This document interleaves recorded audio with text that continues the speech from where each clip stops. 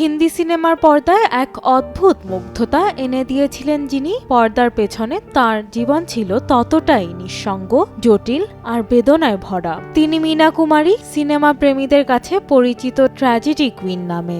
আসল নাম ছিল মেহজাবিন বানু। খুব ছোট বয়সেই তাকে সিনেমার সেটে নিয়ে আসা হয় নিজের ইচ্ছায় নয়, বরং বাবার সিদ্ধান্তে। আলীবক্স, একজন প্রাক্তন সঙ্গীত শিল্পী, মেয়েকে উপার্জনের উৎস বানাতে চেয়েছিলেন। শিশুশিল্পী হিসেবে তার যাত্রা শুরু হয় মাত্র 4 বছর বয়সে। প্রথম ছবিতে পান মাত্র 25 রুপি পারিশ্রমিক। এরপর ধীরে ধীরে তিনিই হয়ে উঠলেন পুরো পরিবারের একমাত্র অবলম্বন। অভিনয় চালিয়ে গেলেও মনে লুকিয়েছিল শিক্ষার তীব্র ইচ্ছা।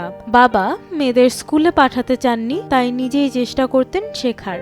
স্টুডিওতে যখন অন্য শিশুরা খেলতো, মীনা তখন বইয়ে মুখ গুঁজে বসে থাকতেন। নায়িকা হয়ে উঠলেও নিজের জীবনের সিদ্ধান্ত নিতে পারেননি সহজে। পরিবারকে উপার্জনের যোগান দিতে দিতে নিজেকে হারিয়ে ফেলেছিলেন। যখন পরিচালক কামাল আমরোহীর সঙ্গে গোপনে বিয়ে করেন, তখন বাবা তা মেনে নেননি, এমনকি তার নিজের কেনা বাড়ি থেকেও বের করে দেওয়া হয় তাকে। পরিবারের চাপে, ভালোবাসার অভাবে আর জীবনের নানা জটিলতায় এক সময় ভেঙে পড়েন মীনা কুমারী। দীর্ঘদিনের মানসিক কষ্ট, নিঃসঙ্গতা ও স্বাস্থ্যের অবনতিতে ধীরে ধীরে ম্লান হয়ে যায় তার আলো।